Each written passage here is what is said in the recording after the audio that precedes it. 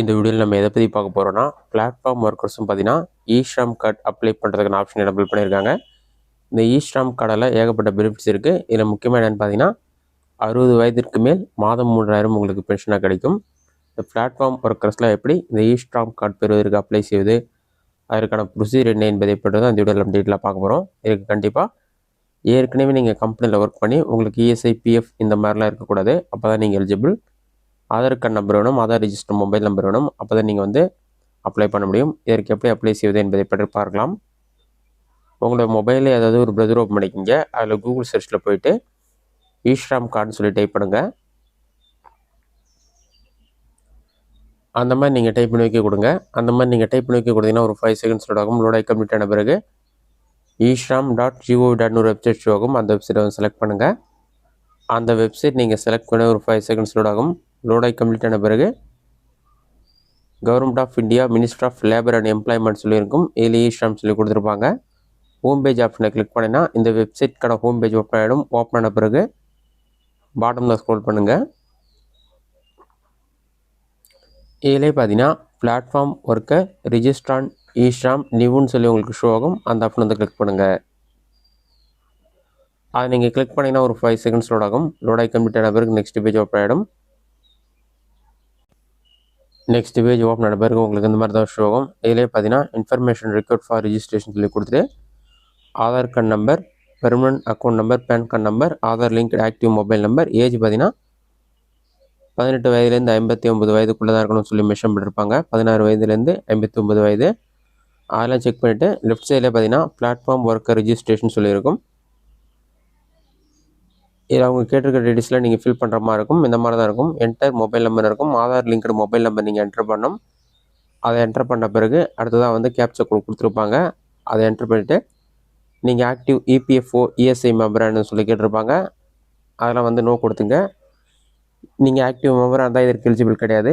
No கொடுத்துட்டு send OTP கொடுத்தீங்கன்னா Aadhaar register mobile நம்பருக்கு வந்து ஓடிபி வரும். அந்த ஓடிபி நம்பரை பார்த்து நீங்கள் கரெக்டாக என்டர் பண்ணிவிட்டு சப்மிட் பண்ணிங்கன்னா ஆட்டோமேட்டிக்காக நெக்ஸ்ட் பேஜ் ஓப்பன் ஆகிடும். நெக்ஸ்ட் பேஜ் ஓப்பன் ஆன பிறகு ஆதார் கேவைசின்னு ஒரு பேஜ் ஓப்பன் ஆகும். இதில் ஆதார் நம்பரும் என்டர் பண்ணலாம், விர்ச்சுவல் ஐடி நம்பரும் என்டர் பண்ணலாம். ஆதார் நம்பர் இருந்தால் ஆதார் நம்பர் செலக்ட் பண்ணிவிட்டு உங்களோட ஆதார் கார்டு நம்பர் என்டர் பண்ணுங்கள்.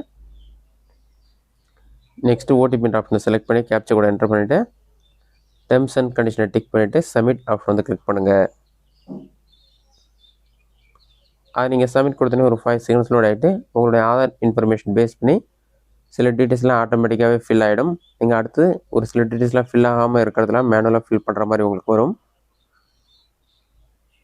இதில் first permanent address, current address சொல்லி கேட்டிருப்பாங்க. 2 ஆப்ஷன் கொடுத்துருப்பாங்க. பர்மனன்ட் அட்ரஸ் வந்து அட்ரஸ் டைப்னு இருக்கும். அர்பன் ரூரல் கொடுத்துருப்பாங்க. அதை வந்து ரூரல் அர்பன் செலக்ட் பண்ணுங்கள். அட்ரஸ் லைன் 1 உங்களுடைய name, father name, address line 2 pincode number, state name, district name, village name இதெல்லாம் ஃபில் பண்ணிவிட்டு permanent addresses current address same இருந்தால் அதை டிக் பண்ணிங்க. இல்லைனா கரண்ட் அட்ரஸ் தனியாக இருந்தால் அதை தனியாக என்டர் பண்ணுங்கள்.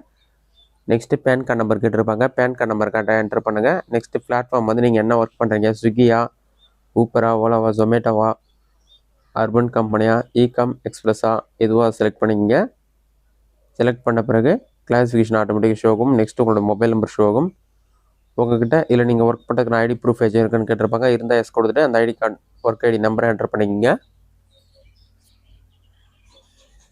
நெக்ஸ்ட்டு உங்களுடைய பிரைமரி ஆக்குபேஷன் ஏதாச்சும் இருந்தால் அதை நீங்கள் என்டர் பண்ணிக்கலாம். ப்ரைமரியாக நீங்கள் வந்து என்ன ஒர்க் பண்ணுறீங்க, ஸ்ட்ரீட் ஃபுட் வெண்டரா, சாவேஜ் மேக்கரா, கேண்டி மேக்கரா எதுவாக செலக்ட் பண்ணிவிட்டு சேவ் அண்ட் கண்டினியூ கொடுத்தீங்கன்னா இன்னும் சில டீட்டெயில்ஸ்லாம் கேட்பாங்க. அது எல்லாமே நீங்கள் வந்து ஃபில் பண்ணிவிட்டு சப்மிட் கொடுத்தீங்கன்னா உங்களோட அப்ளிகேஷன் சப்மிட் ஆகிடும். அதன் பிறகு அதெல்லாம் செக் பண்ணி பார்த்துட்டு நீங்கள் எலிஜிபிளாக இருந்தால் உங்களுக்கு அப்ரூவல் கொடுத்துருவாங்க. அதன் பிறகு அப்ரூவல் ஆன பிறகு இ-ஷ்ராம் கார்டு வந்து நீங்கள் ஆன்லைன் மூலமாகவே டவுன்லோட் பண்ணிக்க முடியும். இந்த மெத்தடை பயன்படுத்தி பிளாட்ஃபார்ம் ஒர்க்கரும் இ-ஷ்ராம் கார்டு பெறுவதற்கு ஆன்லைனில் அப்ளை பண்ணிக்கலாம். இந்த வீடியோ உங்களுக்கு ஸ்லோ பண்ணிக்கிறேன். இந்த வீடியோ பிடிச்சிருந்தால் லைக் பண்ணுங்கள். இந்த வீடியோவில் உங்களுக்கு வேறு டவுட் வந்ததுன்னா கமெண்ட் பாக்ஸில் கமெண்ட் பண்ணுங்கள்.